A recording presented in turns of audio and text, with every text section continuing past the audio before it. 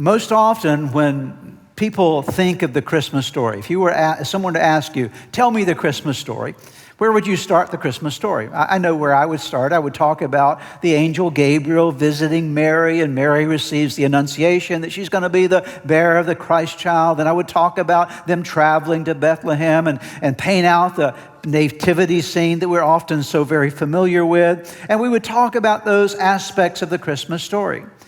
But actually, the Christmas story goes all the way back to the book of Genesis.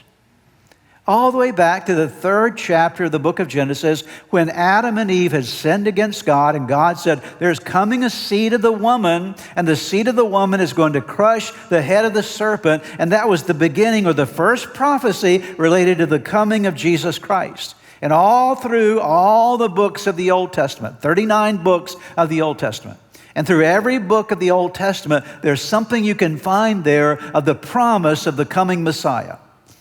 And so here is God working through all these centuries, year after year and decade after decade and century after century, in preparation for the time when that angel Gabriel will come to Mary and announce that she's to be the bearer of the Christ child, in fulfillment of all those prophecies going back hundreds and hundreds of years. And God is the master conductor throughout all of history. And I love this. History is really His story, is what it is. Okay?